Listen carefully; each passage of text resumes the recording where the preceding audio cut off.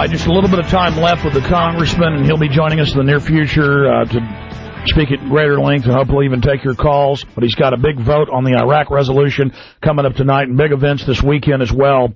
Congressman, I want to bring up a separate issue from what's happening across the planet. A few months ago, I talked to you during a break, and I said, please, sir, run for president. We're going to draft you. And you were like, no way, you couldn't raise the money, they just crushed me. When did it change? Was it overnight, or was it one morning you woke up, or what made you decide to go ahead and run, and when was that? Well, it was about 5 weeks ago or so, and it was gradual, and then, and of course, I had to make a final decision. But probably Kent Snyder with the Liberty Caucus, an individual I've worked with now for 4 or 5 years, but actually I've known him for a lot longer than that. He typed up a memo using the arguments that you have made and others, and convincing me that not knowing the outcome is not the reason you don't do it, that you don't know what the outcome is, but he convinced me that some good could come of it. And that's about the way I've operated over the years, whether I ran for Congress the first time, not ever believing once that I'd ever be in Congress, and things happen, so you don't know exactly how events will transpire, and I got to thinking, maybe some good could come of it, and I know it would be hard work, and then I finally made that major step, and said I would go along with somebody formulating this exploratory committee. Was it also the knowledge that there was a lot of support out there? Well, suspicion, because I think the absolute knowledge is still yet to be proven, but like I told you earlier, I've been pleasantly surprised. The spontaneity has been pretty great. And in many ways, I've been as much involved in education as you have been, trying to tell people what's going on as much as being in politics. So I would say that since the 70s, education, economic education and political education has been my main goal. Congressman? But a lot of other groups are doing that too, and I think we're starting to see the results. Congressman, I think you have a chance to win, even with some of the vote fraud that's going on with these electioneering companies. I think you've got a really good chance of winning, and I think, as you said, the indicators are there is massive support there, just as you've formed your exploratory committee. But what about it? Let's talk about it. The danger to yourself. We know that, real grassroots populist candidates have had elites come after them with not just smear campaigns, but physically. And obviously you thought about that. Can you give us your thoughts on it? Well, I have, and I guess right now I reassure myself that the establishment and the opposition right now are very, very content to ignore me. And so as long as that is the position, I guess I'm not going to have a great deal of concern. Now, if something breaks loose and our numbers are much greater than even I or you believe, and things go very well, then I would have to reconsider those issues and maybe deal with it. But right now, I don't think about looking around corners. I understand. Are you saying then earlier it's a win-win because you do have a chance to win, but regardless, you're going to get to educate the country at a greater level?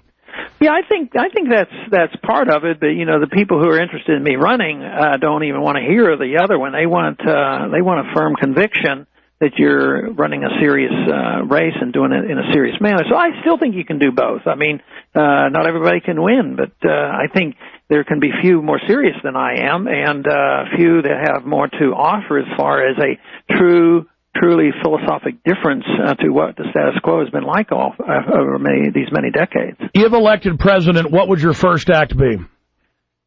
Well, there's so much you could do, but it would be limited in its ability. You might say, well, let's just write an executive order and get rid of the IRS or something. But you're going to follow. You're going to follow the Constitution, so you couldn't do that. No, that's right. And so you would want to find out how much you can do, how much repealing you can do by executive orders. I don't like executive orders, but maybe you can repeal executive orders and still be very consistent with the Constitution. I told someone the other day the first thing I would do is probably have a meeting with the Congress, because a true meeting of the minds with the Congress, because in many ways the Congress are derelict in their duties, and the president should be the CEO. He should be looking to the Congress, and the Congress should be the board of directors. So you're basically going to say you guys are free, you gals are free, you're no longer the lapdog.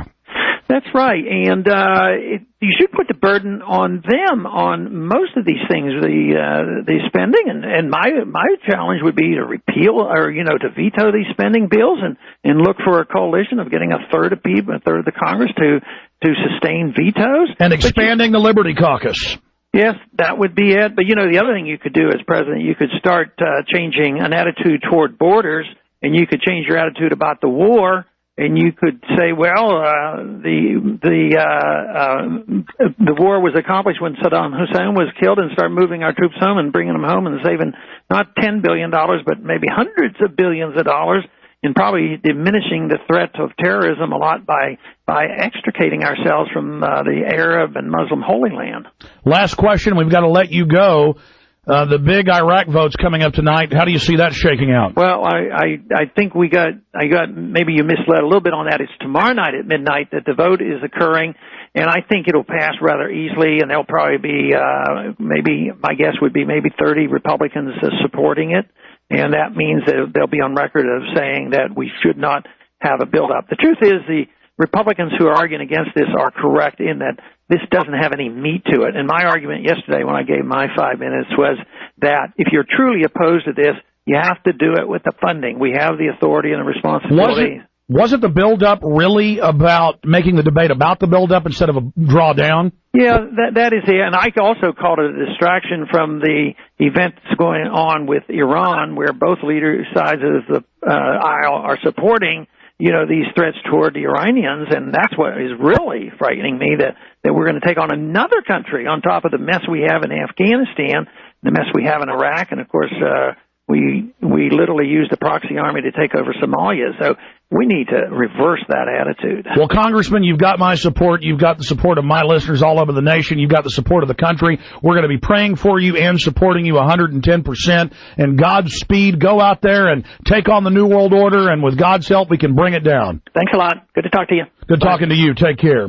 There goes Congressman Ron Paul, and we did have him for longer, but then they found out there was more on the schedule. And so we're going to be having him in the near future on, I hope, for a full hour so we can take some of your phone calls. But anti-New World Order, 110%, perfect constitutional voting record. You could not ask for a more thoroughbred, founding father level quality. You could not ask. He is the silver bullet. And if he can get in there, but instead of being a dog and pony show like Ross Perot, really have strong showings in Ohio and in California, in New Hampshire, because they're trying to shift it out to California. It is curtains for the New World Order on many levels. And obviously he knows they'll physically come after him at that point. But again, he knew he had to seize this. This is destiny. And his 30 years of hard work are going to pay off. He has a chance to win. That's why they pre-positioned the electronic voting machines. They knew there'd be a rebellion. All the poll numbers show every issue that Paul supports is wildly popular with the American people and is constitutional. And you heard him using the executive power that's even limited. He can repeal the unconstitutional executive orders, thousands of them put into power by previous presidents. And he can go to the Congress and let them know that they are not bound by the unitary dictatorial executive. He can use the presidency as a bully pulpit, as a gigantic global bullhorn. The president cannot be ignored.